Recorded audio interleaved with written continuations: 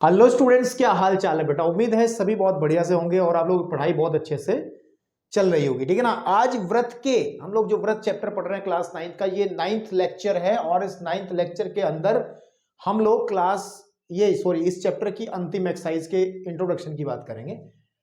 और खुशी की बात, अब लास्ट में पहुंचे, चैप्टर खत्म हो भी जाएगा। 9 लेक्चर शूट कर चुके हैं और इसके बाद सिर्फ एक और इनके सॉल्यूशन वाला लेक्चर आएगा एक्सरसाइज को लेकर के।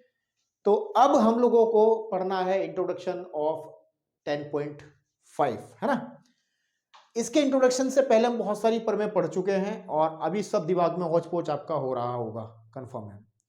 लेकिन कोई बात नहीं, जब एक्सरसाइज का मैं सॉल्यूशन करने आऊंगा ना, एक्सरसाइज का सॉल्यूशन मतलब जब प्रश्नावली 10.5 का सॉल्यूशन आपके सामने रखूंगा, तो एक बार 5 मिनट में ही हो जाएगा सारा काम। एक बार सारी थ्योरम्स को रिवाइज करेंगे और शॉर्टकट तरीके से।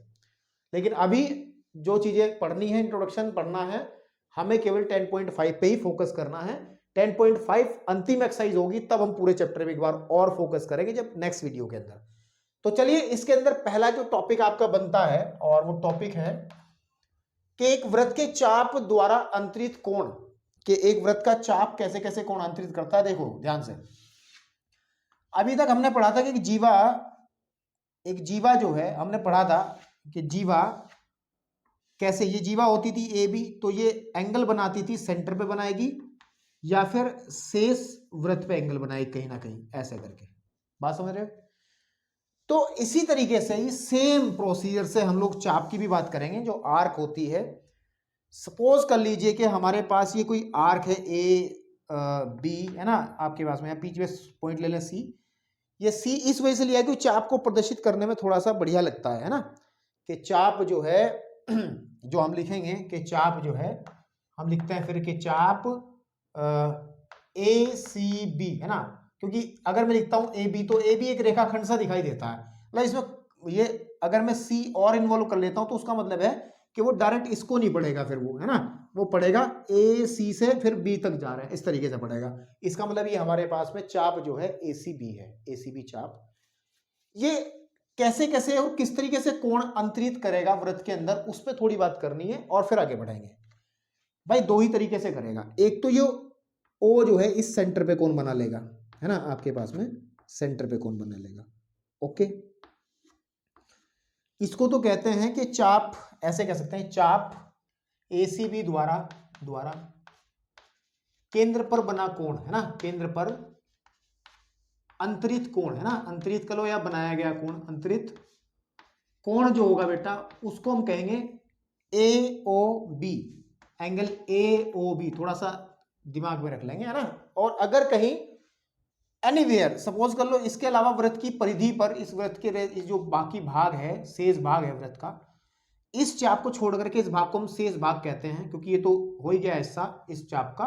लेकिन ऊपर वाला जो है, ये दीर्घ चाप वाला जो हिस्सा है, इस चाप पे कहीं भी अगर वो पॉइंट ले लेंगे हम, जैसे पी पॉइंट ले लिया, तो ये पी पॉइंट, ये जो चाप है, ये इस पी पे तो एक एंगल बनाएगा इस तरीके से करके, ऐसे बना देगा ये वाला।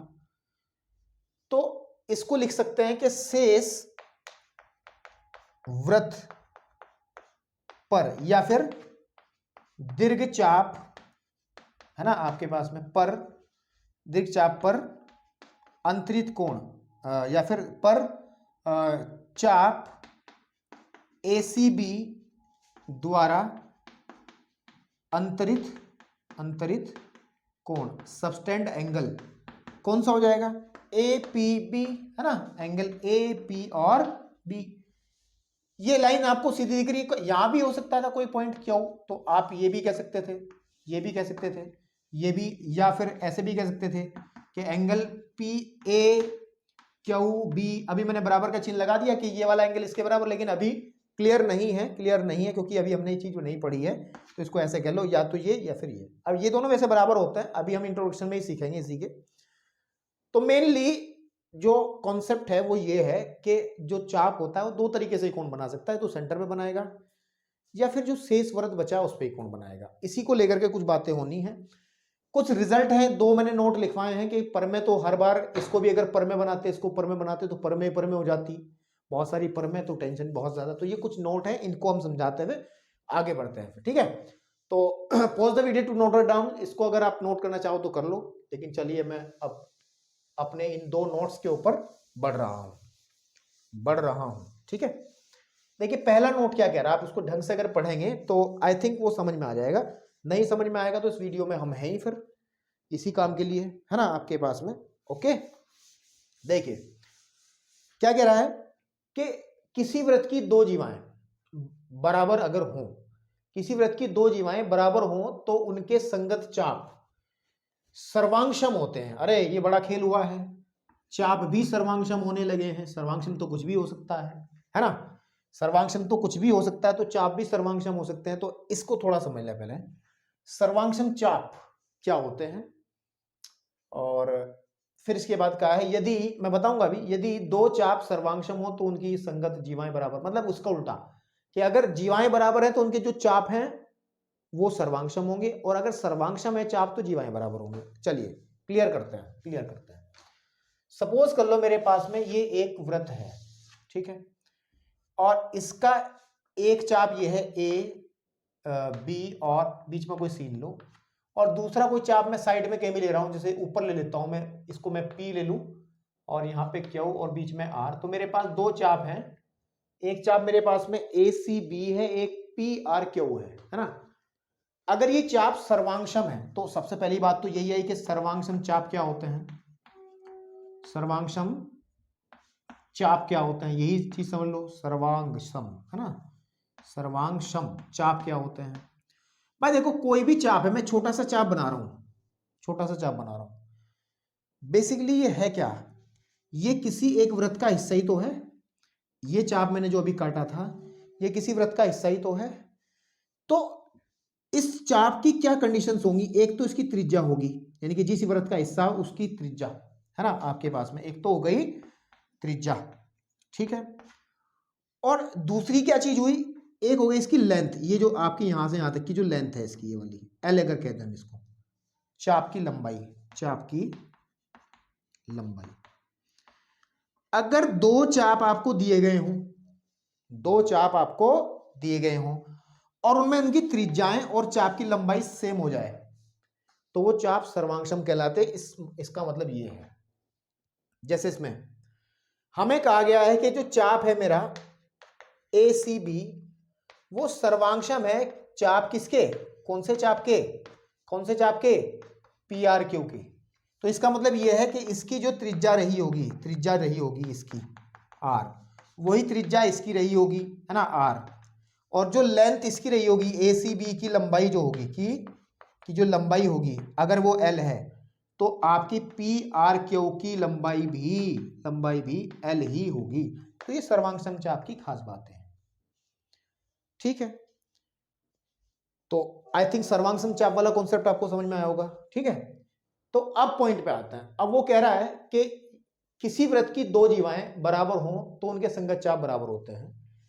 तो अभी हमें चाप की बात नहीं की थी, सपोज कर लो ये दो जीवाएं दी हैं, एक जीवा ये ए बी है ना आपके पास में, और दूसरी जीवा मेरी पी क्यू है।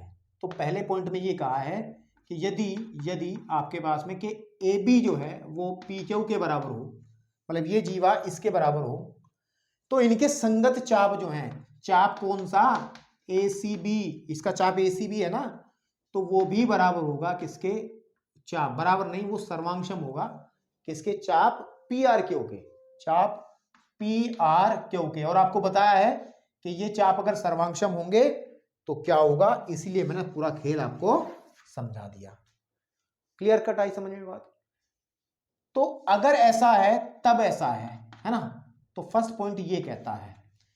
लेकिन अगर सेकंड पॉइंट पे जाए तो उल्टा कहता है कि यदि अगर चाप आपके सर्वांगसम हो, यानी कि आपके पास में यदि, मैं लिख देता हूं, यदि चाप जो एसीबी है, चाप एसीबी है, अगर वो सर्वांगसम हो किसके, थोड़ा नीचे लिखता हूं ताकि और क्लियरिटी आ जाए, ठीक है। यदि आपके पास में जो चाप आपका एसीबी है अगर वो सर्वांगसम हो जाए चाप किसके, चाप पी आर क्यू के, तब हम ये कह सकते हैं कि जो जीवा की लंबाइयां हैं वो भी बराबर होंगी। तो ये आपको खेल समझना है, तो ये फर्स्ट पॉइंट में कहा गया था, उसका उल्टा सेकंड पॉइंट में कहा गया है। ठीक है, नहीं नहीं, मैं आपको शायद गलत इंफॉर्मेशन दे दी। हाँ, ये नहीं, ये नहीं, ये नहीं, ये दोनों के दोनों काम ये ऊपर वालों के ही हैं, क्योंकि इसमें विलोम तह के बाद वाला हिस्सा ये है ना, ये वाला हिस्सा यहां से स्टार्ट होता है। सेकेंड वाला पॉइंट अभी समझाएंगे, ये भी बड़े आसानी से समझ में आएगा। ठीक है, क्लियर है? ओके, चलें अब अगर हम इसके सेकेंड नोट की तरफ बढ़े, सेकेंड नोट में क्या कहा है, आप वीडियो को पॉज करके जो इंफॉर्मेशन है इंपॉर्टेंट उसको आप नोट कर सकते हो, क्योंकि सब चीजें आपको किताबों में नहीं मिलती, बहुत सी चीजें ऐसी होती हैं जो अनुभव से मिलती हैं, है ना, और वो अनुभव हमें है तो उसका फायदा आप उठा सकते हो। चलिए अब बात करते हैं नोट नंबर 2 कि किसी व्रत के सर्वांगसम चाप। देखो ये वाला नोट नंबर 2, ये कोई व्रत है, ये कोई व्रत है और इस व्रत के 2 सर्वांगसम चाप हैं। सपोज कर लो ऐसे ही ले लें, ये ए ले लिया, ये बी और बीच में कोई पॉइंट सी है, तो एक तो ए सी बी, एक आगे हमारा पी और ये क्यू हो गया और यहाँ पे बीच में आर, तो एक चाप तो हो गया ए सी बी, ये चाप हो गया। एक चाप मेरे पास में हो गया ये वाला इसके, और दोनों चाप कैसे हैं, सर्वांगसम है। सर्वांगसम का मतलब बराबर भी कह सकते हैं। सर्वांगसम शब्द एक बड़ा ही अच्छा शब्द लगता है ना, थोड़ा सा वजनदार शब्द है सर्वांगसम। अगर डायरेक्ट ही बराबर कह देंगे तो इतनी वैल्यूज ही नहीं रहती चीजों की, तो इसने बराबर ना कह के सर्वांगसम कहा है तो बात वही बराबर है, सर्वांगसम में बात एक ही है। ओके, तो केंद्र पर समान कोण अंतरित करते हैं, तो अगर हमारे पास सेंटर यहां है तो अगर इसके द्वारा कोण ये आपके पास में बनेगा, ओ पॉइंट ये है, एक कोण ये बनेगा, तो ये वाला एंगल इसके बराबर होगा ही होगा। तो इसका मतलब ये है कि यदि चाप जो हमारे पास में ए सी बी है वो सर्वांगसम रहे किसके, आपके पास में चाप किसके, पी आर क्यू के, यानी कि इस वाले के, तब ये बात ध्यान रखनी है कि जो एंगल बनेगा सेंटर पेन के द्वारा, angle A O B should be equal angle P O Q के, यानी कि अगर ये पॉइंट बीच में ओ है तो ये दूसरा पॉइंट आपको कहता है। ठीक है बेटा, अब इतनी बात करने के बाद में हम लोग बढ़ते हैं बहुत ही जरूरी बात की तरफ, और वो है, किताबें जरा हाथ में उठानी पड़ गई, वो है हम लोग बढ़ते हैं अब इसकी परमेय आई है। अब क्या आई है, परमेय। और परमेय क्या है, परमेय 10.8 है, बड़ी अच्छी परमेय है, इसमें बहुत सारे सवाल हमें हल करने हैं। ठीक है, देखते हैं, चलिए देखते हैं परमेय जो 10.8 है, परमेय 10.8 है। ठीक है, वो क्या कहती है बेसिकली, वो ये कहती है कि एक चाप द्वारा, ठीक है, एक बार में आपका समय ज्यादा लगेगा, मैं एक बार लिख देता हूं फिर उसके बाद आपको समझाता हूं। ठीक है, चलिए, जो परमेय है आपकी 10.8 वो बड़ी इंपॉर्टेंट परमेय है, इस लिहाज से नहीं कि हम लोग इसको आज पढ़ रहे हैं, इस लिहाज से क्योंकि इसका काम हमें आगे भी है और भविष्य में भी बहुत क्वेश्चंस 10th में 11th में आगे जब बढ़ोगे तब बहुत सारे क्वेश्चंस आपको मिलेंगे। तो अगर मैं बात करूं परमेय क्या कहती है, क्या बताती है, उस बारे में बात करते हैं। कहता है एक चाप द्वारा केंद्र पर अंतरित कोण वृत्त के शेष भाग पर अंतरित शेष भाग के किसी बिंदु पर अंतरित कोण का 2 गुना होता है। समझिए जरा, पहले मैं समझा देता हूं उसके बाद बात करते हैं कि देखो, अगर मेरे पास कोई सर्कल है, मेरे पास कोई भी सर्कल है, वृत्त है, और इसका चाप सपोज कर लो ए बी, हमने यहां पे कोई चाप लिया है इस तरीके से, ये वाला चाप, और ये सेंटर है। थ्योरम ये कहती है कि इसके द्वारा एक कोण तो बनेगा, मैंने कहा था चाप एक तो कोण बनाता है सेंटर पे, जो ये आपके पास में एओबी हो गया, लेकिन जो शेष वृत्त है इस चाप को छोड़ करके शेष वृत्त ये पूरा बच रहा ना ऊपर दीर्घ वाला, इसके किसी भी पॉइंट पे अगर मैं कोई एक बिंदु ले लूं, सपोज कर लो मैंने पी ले लिया, तो फिर मैं कोण देखूं ये क्या बनेगा आपके पास यहां पे, ठीक है ना, ये वाला। तो ये जो कोण है इस कोण का डबल होता है, मतलब अगर ये 10 है तो ये 20 होगा। यही स्टेटमेंट में कहा है कि वृत्त के किसी चाप द्वारा केंद्र पर बना कोण शेष वृत्त के किसी बिंदु पर बने कोण का डबल होता है। मतलब अगर ये x है तो ये 2x है, अगर अगर अगर अगर ये 100 है तो ये 50 है, दिमाग में रख लो। लेकिन एक स्थिति ये है, एक स्थिति बन सकती है, देखो स्थिति तो अलग अलग बनेगी लेकिन बात यही रहेगी, उसमें कोई नहीं है। अगर बाई चांस चाप जो है हमारा वो वृत्त के व्यास के सिरों से ही बन रहा हो, यानी कि ये वाला चाप हो, इस बार कौन सा, यहां तक का सी, ये वाला चाप पूरा का पूरा ये चाप, ठीक है। तो फिर जो ऊपर की तरफ एंगल बनेगा, ऊपर की तरफ एंगल बनेगा, इसको मैं P कह दूं, क्योंकि आपको पता है ये व्यास है, तो ये वाला एंगल कितना होगा, 180 होगा। तो हमारे पास में ये वाला एंगल कितना बन जाएगा फिर, अभी इसी कंसेप्ट से भाई बात तो वही है, चाप जो हो गया हमारे दोनों चाप बराबर हो गए। इस बार तो लघु चाप की ये वाला केस कौन सा है, लघु चाप, ठीक है नहीं। ये आपके पास में वो स्थिति बन गई जब ऊपर भी चाप इतना ही नीचे भी है, ये बराबर चाप वाली स्थिति है, यानी अर्धवर्त वाली, ठीक है। और एक कंडीशन और बनेगी, उसके बारे में बात करेंगे, लेकिन इसमें देखो तो ये 180, तो ये कितना बनेगा, 90। अच्छा ये कहीं भी कहीं भी कहीं भी कहीं भी आप बनाओगे इसको जा करके तो ये 90 ही बनेगा, एनीवेयर। यहां बना के देख लो, ठीक है, यहां पे बना के देख लो तो यहां पे भी ये 90 ही बनाएगा, किसी भी इसने का शब्द इस्तेमाल किया है, किसी बिंदु, है ना। अच्छा एक इससे एक रिजल्ट और निकल के आ रहा है कि ये अर्धवृत्त है ना ऊपर वाला, तो हम ये कह सकते हैं अर्धवृत्त में कहीं भी कोई बनेगा कोण तो वो 90 का ही बनेगा। तो एक लाइन लिखी जाती है, इसको नोट कर लेना कि अर्धवृत्त में बना कोण जो होता है, अर्धवृत्त में बना कोण, ठीक है, बना कोण जो होता है वो समकोण होता है, यानी कि 90 डिग्री का होता है। इससे यहां से रिजल्ट ये आ जा रहा है हमारे पास में, ठीक। अब साथ ही साथ एक स्थिति और बन सकती है, ये लघु चाप हो गया, दीर्घ चाप है, दीर्घ चाप के लिए बात करता है। सपोज कर लो, अरे कितना बड़ा बना दिया, चलो कोई बात नहीं, ये कोई हमारे पे वृत्त है जिसका सेंटर O है। इस बार हम चाप इसकी बात कर रहे हैं, ये A पॉइंट यहाँ है, B पॉइंट ये है और यहाँ पे C है। तो हमारा जो चाप है ये दीर्घ वाला है ACB, तो सेंटर पे एंगल कौन सा बनाएगा बताइए, सेंटर पे एंगल कौन सा बनाएगा, इसको थोड़ा सोचना पड़ेगा भाई। ये जो चाप ACB है सेंटर पे ये वाला कौन बनाएगा, ये वाला बनाएगा। ये वाला कैसे बनाएगा, ऊपर वाला थोड़ा ही है हमारा, जो C पॉइंट जिस तरफ मिलेगा ये वाला कोण होगा। फिर शेष वृत्त पे अगर कोई कोण लिया जाए, यहाँ पे P पॉइंट ले लिया जाए आपके पास में, तो ये बेटा ये वाला कोण इसका आधा होगा, या फिर ये कोण इसका डबल होगा। अगर ये x है तो ये 2x होगा, जो मैंने अभी बताया था। अगर ये 50 है तो ये 100 होगा। अगर ये थीटा है तो ये 2 थीटा होगा। अगर ये y है तो ये 2y होगा, बस ये समझ लेना है, ठीक है। एक क्वेश्चन देखते हैं, फिर आगे बढ़ते हैं। ये दीर्घवृत्त वाला चाप, ये दीर्घवृत्त के लिए था, दीर्घ, ठीक है ना, आपके पास में किसके लिए, दीर्घवृत्त के लिए, दीर्घवृत्त नहीं दीर्घ चाप के लिए, ठीक है। ये केस, तो तीनों केस आपको डिस्कस कर दिए हमने, और इन तीनों केसेस के अंदर समझ लेना है कि ये जो कोण है आपके पास में, इनमें संबंध क्या होता है, कि केंद्र पर जब कोई चाप कोण बनाता है या परिधि पर बनाता है तो क्या संबंध होता है। चलिए एक छोटा सा टेस्ट अपने दिमाग का करो आप भी।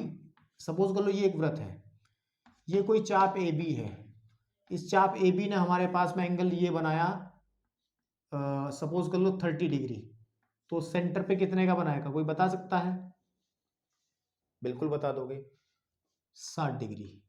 केंद्र पर बना कोण शेष वृत्त पर किसी बिंदु पर बने कोण का डबल होता है। इस स्टेटमेंट का यूज करना है, बहुत काम में आने वाली प्रमेय है।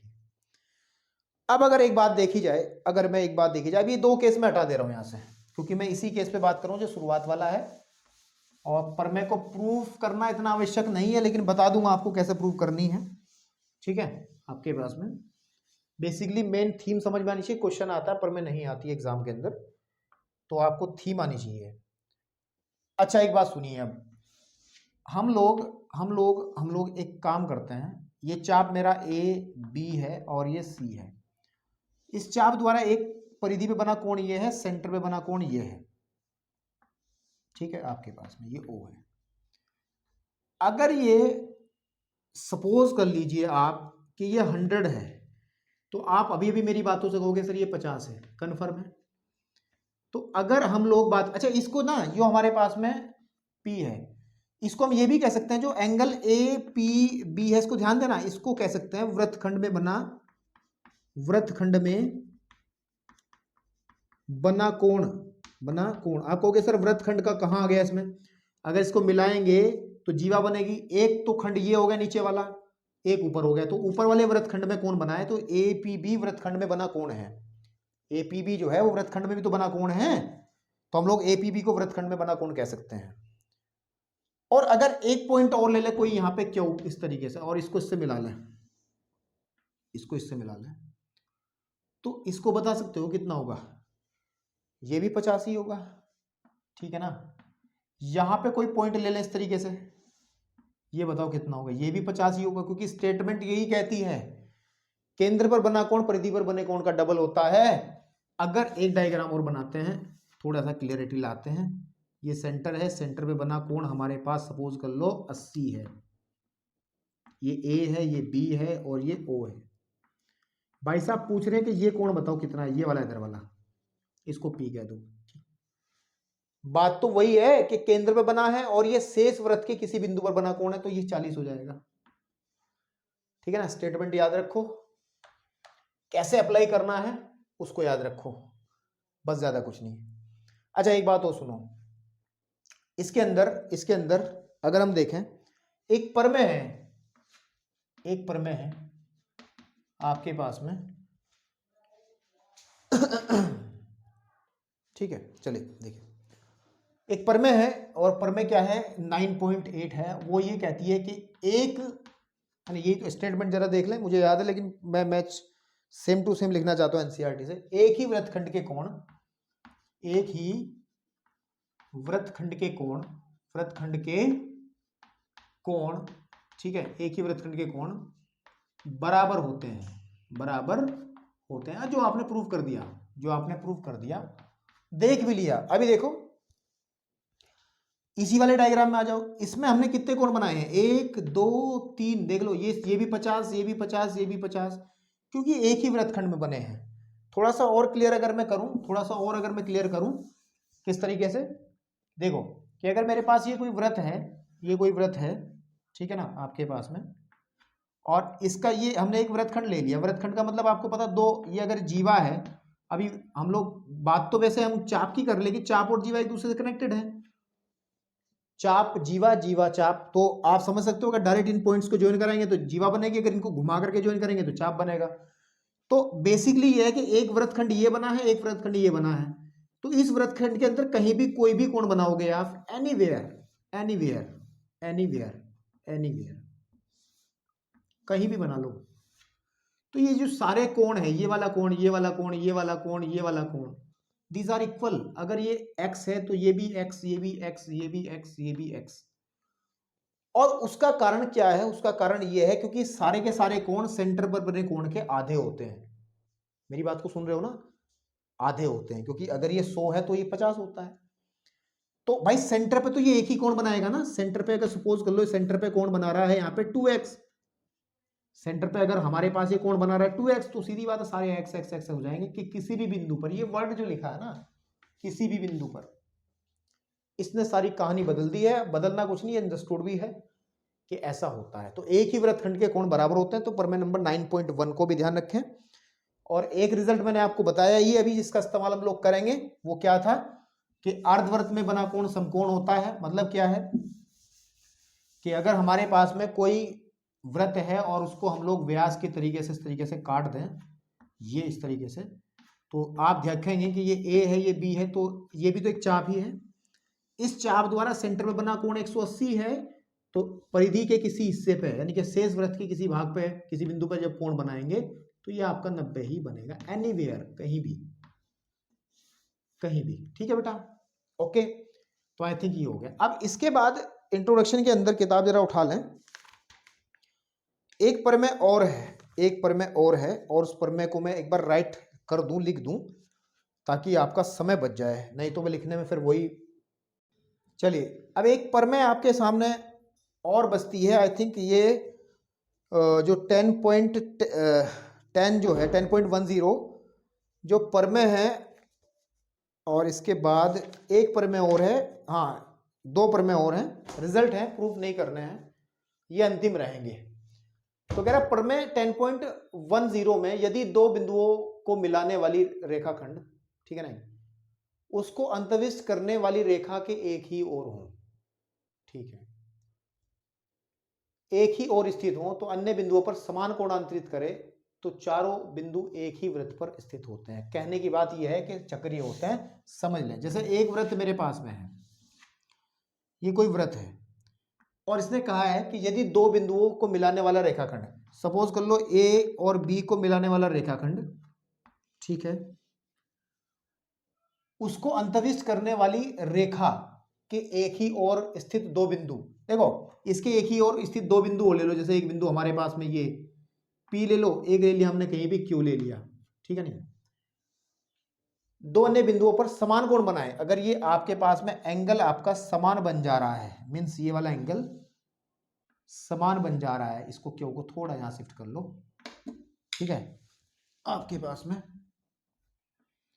ये एंगल इसके बराबर बन जा रहा है, तो वो ये कहता है कि जो चारों पॉइंट्स हैं A B Q P, ये चारों एक वृत्त की परिधि पे होंगे अगर ये कोण बराबर है। तो अगर ये कोण बराबर नहीं है, अगर केस ऐसा बन जाए कि लाइन है AB है, एक एंगल तो ये बन रहा है, और अगर कहीं अंदर की तरफ एक एंगल बने तो ये एंगल कभी भी इसके बराबर नहीं हो सकता। अगर ये x है तो ये कुछ और होगा, ये x नहीं होगा, ये x नहीं होगा। बात समझ रहे हो? ये x तभी होगा अगर ये पॉइंट आपका ऊपर होगा, यहां पे परिधि पे होगा। तो भाई साहब यही कहते हैं कि अगर एक ही वृत्तखंड के में बने कोण बराबर है तो वही बात है कि चारों पॉइंट्स जो हैं वो एक ही वृत्त की परिधि पे होंगे, और अगर एक ही वृत्त की परिधि पे हो तो उसको हम चक्रीय कहते हैं। क्या कहते हैं? चक्रीय। चक्रीय का भी बड़ी डिटेल से हम चीजें और पढ़ेंगे। इसके बाद एक टॉपिक और निकल के आता है हमारा, वो है चक्रीय चतुर्भुज। वो आता है चक्रीय चतुर्भुज, जो कि आपने क्लास 8 में भी थोड़ा बहुत देखा होगा। चक्रीय चतुर्भुज क्या है? चक्रीय चतुर्भुज है ना आपके पास में, अंग्रेजी में कहते हैं साइक्लिक क्वाड्रिलेटरल। साइक्लिक आपके पास में क्वाड्री है ना आपके पास में लेटरल, ठीक है, लेटर क्वाड्रिलेटरल, ये एल आएगा है ना, लेटरल, ठीक है आपके पास में। तो ये क्या होता है? अगर कोई वृत्त मेरे पास इस तरीके से हो, ठीक है, ये कोई वृत्त हो, और इस वृत्त की परिधि पे अगर हम 4 पॉइंट्स ले लें, एक ए बी सी डी, और इनको मिलाकर के एक चतुर्भुज बना दें, ठीक है ना आपके पास में, तो एक ऐसा चतुर्भुज जिसके चारों के चारों जो शीर्ष हैं, शीर्ष समझते हो ना, ए बी सी डी, अगर वो चारों के चारों शीर्ष बाउंड्री पे हो, सारे फिल्टर बाउंड्री पे हो, मतलब परिधि पर हो, वृत्त पर हो, तो बेटा हम कहेंगे, हम क्या कहेंगे आपके पास में कि ये एक चक्रीय चतुर्भुज है। तब हम कहेंगे कि ABCD एक चक्रीय है ना आपके पास में चतुर्भुज है, ये हम कहेंगे। और इसको लेकर के, चक्रीय चतुर्भुज को लेकर के बेटा एक प्रमेय है, फिर एक प्रमेय है, ये 10.10 थी तो एक प्रमेय आती है 10.11, और वो कहती है कि चक्रीय चतुर्भुज के सम्मुख कोणों का योग 180 होता है। चक्रीय, इसका भी यूज करते हैं क्वेश्चन के अंदर, चक्रीय चतुर्भुज के, ठीक है, चतुर्भुज के कोणों का योग, कोणों का योग, कोणों का योग नहीं, सम्मुख कोणों का योग, चतुर्भुज के सम्मुख कोणों का योग। अभी बताता हूं क्या है सम्मुख कोणों का योग। सम्मुख कोणों का जो योग होता है, योग 180 होता है, 180 डिग्री होता है। मतलब क्या है? इस वाले कोण को अगर इसमें जोड़ दिया जाए, ठीक है ना आपके पास में, यानी कि कोण, अगर मैं ए को कोण सी में जोड़ दूं तो वी गेट 180 डिग्री, यही तो कह रहा हूं। या कोण बी को मैं कोण डी में जोड़ दूं, कोण बी में कोण डी जोड़ दिया जाए तो 180 होता है, ठीक है। और प्रमेय नंबर आपके पास में 10.12 इसकी उल्टी है। वो कहती है कि यदि किसी चतुर्भुज के सम्मुख कोणों का योगफल 180 हो, उल्टा, इस बार क्या कहा था, चक्रीय चतुर्भुज के सम्मुख कोणों का योग 180 है, लेकिन अगर योग 180 है तो चतुर्भुज चक्रीय हो जाता है, उल्टा। तो हम कहते हैं यदि किसी चतुर्भुज, हम चक्रीय नहीं कहेंगे ना, है ना, किसी चतुर्भुज के सम्मुख एक युग, सम्मुख कोणों का एक युग्म, सम्मुख कोणों के एक युग्म, दो चारों नहीं होना चाहिए, इनमें से कोई एक हो जाए, या ये दोनों में से एक प्रूव कर दो, है ना, दो जोड़े हैं ना, एक युग्म ये है एक युग्म ये है, तो इन दोनों में से कोई एक युग्म, यदि किसी चतुर्भुज के सम्मुख कोणों के एक युग्म का योग 180 डिग्री हो तो चतुर्भुज चक्रीय चतुर्भुज होता है, चक्रीय चतुर्भुज, ठीक है, होता है, ठीक है जी। आपके पास ये प्रमेय थी। तो इन रिजल्ट का इस्तेमाल करते हुए जो हमने अभी बातें बताई हैं आपको, तो बातें क्या बताई हैं, बातें जरा फटाफट रिकॉल कर लें।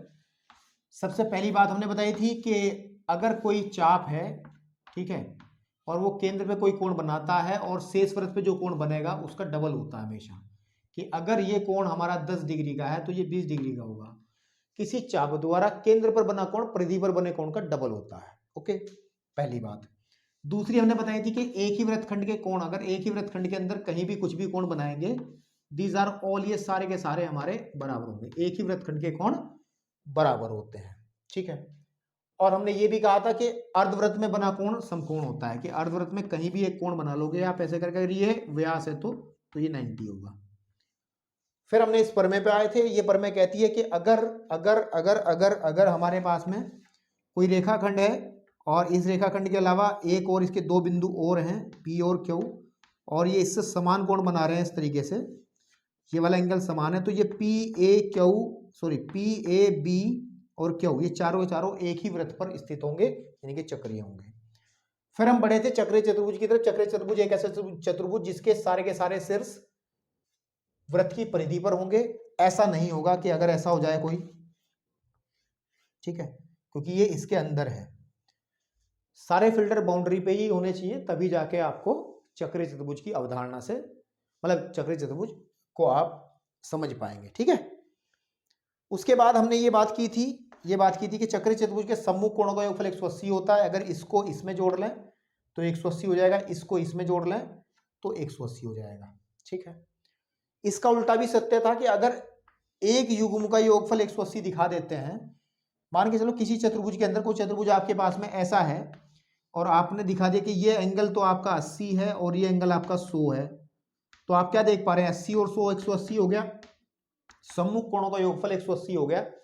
तो बस झटाक से कहेंगे, एकदम से कहेंगे कि ये एक चक्रीय चतुर्भुज है। ये क्या है, एक चक्रीय चतुर्भुज है। बात समझ पा रहे हो मेरे भाई, इतनी बात करिए। चलिए अब इसमें कुछ एग्जांपल्स हैं, कुछ क्वेश्चन है, उन्हें करते हैं और इसका इंट्रोडक्शन समाप्त करते हैं, ठीक है। मैं कुछ क्वेश्चन लिख दे रहा हूं। चलिए अब बहुत सारी बातें करने के बाद हम लोग पहुंचे हैं कि एक्सरसाइज के, सॉरी, कुछ एग्जांपल्स करे जाएं उन पर। और पहला एग्जांपल हमें कह रहा है कि आकृति दी गई है ये वाली, ए बी वृत्त का व्यास है। आप देख पा रहे हैं कि ए बी जो है एक वृत्त का व्यास है, चित्र के हिसाब से देखो आप, है ना, और सी डी त्रिज्या के बराबर एक जीवा है। सी डी जो है त्रिज्या के बराबर एक जीवा है। अगर मैं इसको, मतलब जितनी इसकी त्रिज्या है उतनी इसकी जीवा है। ओके, अभी करेंगे बात। AC और BD को बढ़ाओ। इसने क्या करा, AC को बढ़ा लिया, BD को बढ़ा लिया, जो E पॉइंट पे आपस में मिल रहे हैं, देखो E पॉइंट पे, तो सिद्ध करो AEB ये वाला जो एंगल है हमें 60 डिग्री प्रूव करना है। कितना प्रूव करना है, 60 डिग्री। जरा कैमरा चेक कर लें एक बार, 60 डिग्री प्रूव करना। नहीं, ठीक चल रहा है सब, ओके। चलिए देखिए, अब इसको हल करने के लिए हमें एक काम करना पड़ेगा। मैं हल अगर करूं तो इसमें ट्रायंगल बनाना पड़ेगा मुझे, कि O को जो है आप पहले C से मिलाओ, इससे इसको मिला लो और इसको इससे मिला लो। इससे क्या होगा, क्योंकि ये वाली साइड सब बराबर है ना, तो मैंने क्या करा कि O को C तथा D से, अच्छा साथ साथ एक काम और कर लो, बाद में करेंगे, से मिलाया, है ना, से मिलाओ। तो जब मैंने मिलाया तो जो मेरे पास दिख रहा है त्रिभुज, एक त्रिभुज दिख रहा है OCD, ध्यान दो, OCD, है ना, OCD में अगर मैं बात करता हूं कि जो CD है वो बराबर होगी OC के, बराबर होगी OD के, क्योंकि ये तो जीवा है ना, और ये आपके पास में त्रिज्या है। ऐसा क्यों? क्योंकि दिया है उसने कहा है कि वृत्त की जो जीवा है CD जो है, CD त्रिज्या के बराबर है। चेक कर लो, ऊपर दिया गया है। तो यानी कि जब ये बराबर है, ये त्रिज्या है इसके, तो ये समबाहु त्रिभुज हो गया, है ना। तब हम कह सकते हैं, अतः हम ये कह सकते हैं कि जो ट्रायंगल OCD है, OCD एक समबाहु त्रिभुज है। क्या है? समबाहु त्रिभुज है। और समबाहु त्रिभुज में एक खास बात होती है, ठीक है, समबाहु त्रिभुज में खास बात होती है कि जो सारे एंगल्स जो होंगे उसके, फिर जितने भी कोण होंगे, तो ये वाला कोण कितना बन जाएगा? 60 डिग्री बन जाएगा, नहीं बन जाएगा आपके पास में? ये भी 60 बनेगा, ये भी 60 बनेगा। तो लेकिन हमें तो इससे काम है, तो जो एंगल होगा COD वो आपका 60 डिग्री बन जाएगा, सीधी बात है।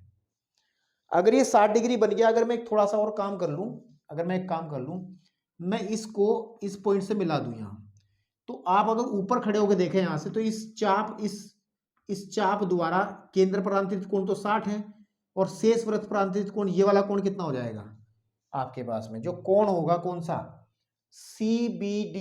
CBD जो होगा वो आधा हो जाएगा कोण COD का, हमें पता है प्रमेय नंबर 10.10 से, है ना। 1/2 इंटू 60, ये कहेंगे एंगल CBD की जो वैल्यू है वो 30 डिग्री आ गई। हमारा ये कोण आ गया 30, ये कोण आ गया हमारा 30। बस बात खत्म हो गई।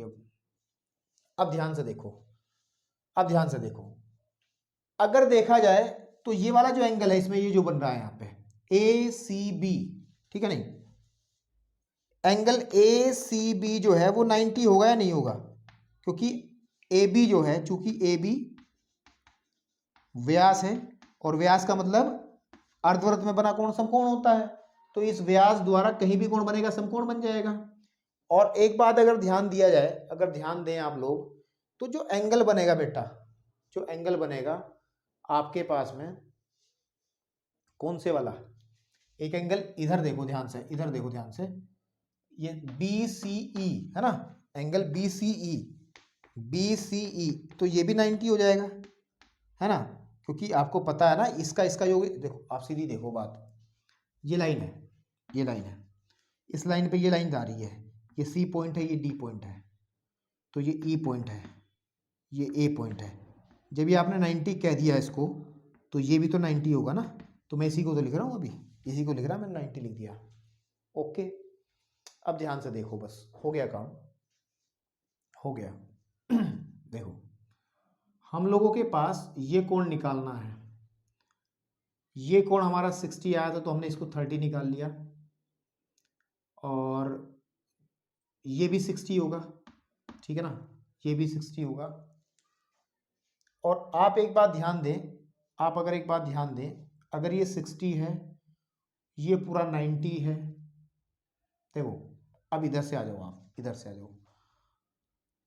अगर इस जीवा द्वारा देखा जाए तो ये एक कोण तो ये बन रहा है यहाँ पे, ठीक है, आपके पास में एक मिनट जरा, एक मिनट देखना पड़ेगा थोड़ा सा। चलिए देखो, देखो भाई हमने क्या करा, हमने एक फ्रेश फिगर थोड़ी सी बना लेते हैं ताकि आपको क्लियरिटी से समझ में आए। फ्रेश फिगर इस तरीके से बनेगी, फ्रेश फिगर क्या बनेगी कि अगर ध्यान दिया जाए, इस वाले ट्रायंगल की मैं बात कर रहा हूं, इस वाले ट्रायंगल की, इस वाले ट्रायंगल को मैं ऐसे उठा लेता हूं। अभी अभी ये वाला पॉइंट E कहाँ है, ये वाला C है और ये वाला B है। ध्यान से देखो, BCE आपका 90 है, ये 90 है, ये हमने अभी 30 निकाला है, ठीक है ना, ये हमने अभी 30 निकाला है। ओके, तो हमें यही तो निकालना है, यही तो निकालना है हमें। अगर ये निकल गया तो यही तो निकालना है, इसको चाहे CEB कहो या AEB कहो, बात एक ही है। अब आप क्या कर सकते हैं, ट्रायंगल CEB में आपका क्या कर सकते हैं, जो एंगल है आपका कौन सा, CEB प्लस एंगल, एक 90 हो गया है ना, एक 90 हो गया, एक 30 हो गया, ये टोटल 180 के बराबर होगा। तो जब इसको मैं सॉल्व करूंगा तो एंगल CEB जो आ जाएगा वो 180 माइनस 120 आ जाएगा। चेक कर लो, इधर ले जा करके, तो एंगल CEB जो है वो आपका 120 नहीं 60 डिग्री हो जाएगा। और यही आपको निकालना था, 60 डिग्री प्रूव करना था, तो वो आपका हो गया है ना। इसी को लिख दो ना, इसी को लिख दो ना, AEB है ना बराबर 60 डिग्री, क्या दिक्कत है, हो जाएगा। चलिए अब करते हैं इसका नेक्स्ट एग्जाम्पल। चलो देखिए भाई, अब आपकी स्क्रीन पे 2 क्वेश्चन और हैं, इनको करते हैं। आई थिंक एक क्वेश्चन और बचता है और फिर इंट्रोडक्शन इसका फिनिश है, ठीक है। तो एग्जाम्पल नंबर 4 क्या कहता है कि ABCD एक चक्रीय चतुर्भुज है, देख पा रहे होंगे आप, ABCD एक चक्रीय चतुर्भुज है जिसमें AC और BD ये 2 विकर्ण हैं, और DBC ये वाला जो एंगल है, ये वाला इसने 55 दिया है, ठीक है, ओके। और BAC कहां है भाई, BA और C, इट मीन्स ये वाला जो एंगल दिया है वो दिया है 45, और भाई साहब कह रहे हैं मुझे कि BCD बताओ, BCD मतलब ये पूरा एंगल बताओ। तो कुछ भी ना है, बताएं, देखो ध्यान से देखना, अगर ये 45 है तो ये भी तो 45 ही होगा, एक ही वृत्तखंड में बने कोण इस चाप द्वारा BC द्वारा। और ध्यान दें, अगर ये 45 है, ये 55 है, तो ये पूरा कितना हो जाएगा, देखो सीधी बात है।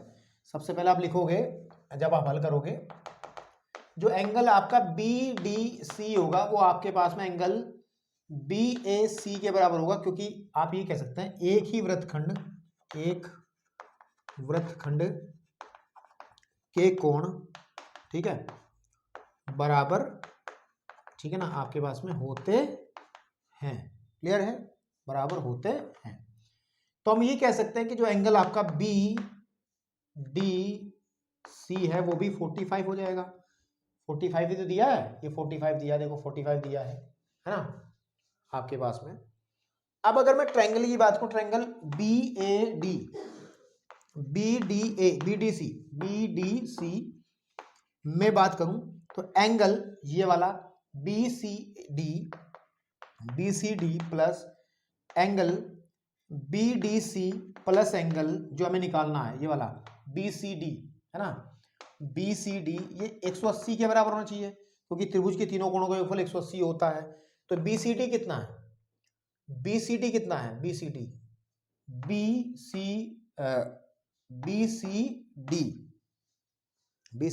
दो जगह आ गए ना, तो इसको लिखना चाहिए था हमें BDC है ना, BDC ये आपका होना चाहिए, BDC ये आ गया। तो एक मिनट,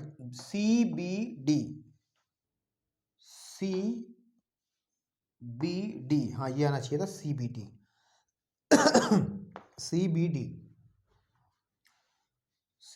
या CBD आपके पास में, या DBC कह लो उसको, DBC, क्योंकि इसको DBC ही कहा है ना ऊपर वालों ने। तो ये 55 है, और ये आपको क्या करना है, ये तो 55 है, ये आपने अभी निकाला है, ये 45 है, और ये आपको फाइंड आउट करना है BCD इजिकल टू 180। तो एंगल BCD बराबर आ जाएगा आपके पास में, BCD बराबर 180 माइनस 45, और ये हो गया आपके पास में 100 है ना, आपके पास में 100 घटा दो, तो एंगल BCD की जो वैल्यू है वो आ जाएगी 80 है ना। तो आई थिंक ये आपका 4th एग्जाम्पल हो गया कवर्ड, ठीक। अब जो है आपका दूसरा एग्जाम्पल है, और कहता है दो वृत्त बिंदुओं A और B पर प्रतिच्छेद करते हैं। तो एक वृत्त मेरे पास में ये है, जिसका सेंटर मैं ये मान रहा हूं, इसका सेंटर ये है, ये A और B बिंदुओं पर प्रतिच्छेद करते हैं। सपोज कर लो ये पॉइंट A है और ये वाला पॉइंट हमारा B है। उसके बाद में AD और AC दोनों वृत्तों के व्यास हैं, AD आपके पास में एंड AD, ये AD है ना, और AC यहाँ पे कोई पॉइंट AC होगा, ये AC है ना, AC दोनों वृत्तों के व्यास हैं। सिद्ध करो कि B रेखाखंड DC पर होगा। अरे ये तो कुछ भी नहीं रहा। देखिए अगर मैं बात करूं, मैं जब इसको हल करता हूं तो सबसे पहले A को B से मिलाया, B से मिलाया, ठीक है। जब इसको मिलाएंगे तो क्या बनेगा, देखो ये बन जाएगा। अब हम क्या करते हैं, देखो ध्यान से, त्रिभुज आपके पास में ए बी डी में जो एंगल होगा ए बी डी वो आपका कितना होगा, 90 होगा, क्योंकि आपको पता है ये व्यास है और व्यास अर्धवृत्त में बना कोण समकोण होता है। तो ये अर्धवृत्त में तो बन रहा है, ऐसा बन रहा है ना, ये ऐसा है, ये अर्धवृत्त में तो बनना समकोण होता है। तो यहां लिख दो अर्धवृत्त में बना कोण, अर्धवृत्त में बना कोण, ठीक है, बना कोण समकोण होता है, समकोण होता है, ठीक है, ओके। चलिए, तो अब सिमिलरली हम दूसरी तरफ बढ़े, जो ट्रायंगल हमारा बना है ए बी सी, ट्रायंगल आपके पास में ए बी सी में अगर हम देखें तो एंगल ए बी सी जो है वो भी आपका 90 है और कंडीशन सेम रहेगी, अर्धवृत्त में बना कोण समकोण होता है। अब आप देख पा रहे हैं एंगल ए बी डी को अगर मैं एंगल ए बी सी में जोड़ता हूं तो मेरे पास आ जाता है 90 प्लस 90, इसका मतलब आ जाता है 180। और ये कब होगा, ए बी डी और एंगल ए बी सी का अगर योग 180 है, इसका मतलब क्या है, इसका मतलब क्या है कि ये सरल रेखीय कोण है ना, इसका मतलब रैखिक युग्म है ना, रैखिक युग्म है। और इसका मतलब B जो है आपका DC पर स्थित है, स्थित है। तो इसमें ज्यादा कुछ नहीं था, एक और बचता है उसको फटाफट फिनिश करते हैं और ये इंट्रोडक्शन खत्म, फिर एक्सरसाइज की तरफ बढ़ता है। चलिए जी, अब आपकी स्क्रीन पे है आपका ये अंतिम उदाहरण इस इंट्रोडक्शन का, और क्या कह रहा है हमें कि सिद्ध करो कि किसी चतुर्भुज के अंतःकोणों के समद्विभाजकों से बना चतुर्भुज एक चक्रीय होता है। मतलब क्या कहा, एक चतुर्भुज है मेरे पास में ए बी सी डी, और हमने क्या करा, इस कोण का समद्विभाजक करते हुए एक लाइन बनाई, ये जो लाइन जा रही है EG AG AE, ये AE, बी का समद्विभाजक करने वाली BE है, और ऐसे ही डी का समद्विभाजक करने वाली DG है, और सी का समद्विभाजन करने वाली आपकी क्या है, CG है। तो मेरे को दिखाना है कि जो बीच में बना है ये एक चक्रीय चतुर्भुज होगा। चक्रीय चतुर्भुज की खास बात होती है कि उसका कोई एक युग्म, मतलब एंगल ये प्लस ये आप 180 दिखा दो, या फिर ये प्लस ये 180 दिखा दो, तो आपका काम बन जाएगा। तो हम लोग क्या करेंगे कि हम दिखाएंगे कि angle FEH plus angle FGH जो है वो एक 180 दिखा देंगे, और जहां ये बना दिया हमने उसके बाद तुरंत कह देंगे अतः ये एक चक्रीय चतुर्भुज है। अच्छा एक बात सुनो, ये कोण ए है तो इसको हम A/2 कह देंगे, इधर वाला A/2 है, उधर वाला भी A/2 है, इधर वाला B/2 है क्योंकि, और ये भी B/2 है क्योंकि ये अर्धक है ना। ऐसे ही हमारे पास में ये आपका C/2 होगा और ये आपका C/2 होगा, ये आपका D/2 होगा और ये वाला D/2 होगा। अब ध्यान से देखना, अब अगर मैं चाहता हूं ये वाला कोण निकालना, तो ये वाला कोण सीधी सीधी बात ये है बेटा कि इस वाले कोण के बराबर होगा ना, ये वाला कोण शीर्षाभिमुख कोण होंगे। तो मैं ये कोण निकाल लेता हूं। तो इस त्रिभुज में बात कर लेते हैं, किसमें हल कर रहे हैं, त्रिभुज जो मेरे पास में ABE है, ABE में अगर हम देखें जो एंगल आपके पास में A/2 plus B/2 plus angle जो ये बीच वाला है AEB है ना, वो बराबर हो जाएगा 180 के, या एंगल AEB जो है वो बराबर हो जाएगा 180 माइनस A/2 प्लस B/2। इसको मैं समझ पा रहा हूं, समझा पा रहा हूं आपको, इसको मैंने पूरा ब्रैकेट उधर की तरफ ट्रांसफर कर दिया। और अच्छा एक बात और सुन लो, चूंकि आपको पता है कि ट्राइंगल एंगल AEB जो है वो बराबर होगा एंगल FEH के, क्योंकि ये शीर्षाभिमुख होंगे, क्या होंगे, शीर्षाभिमुख है ना, वर्टिकली अपोजिट।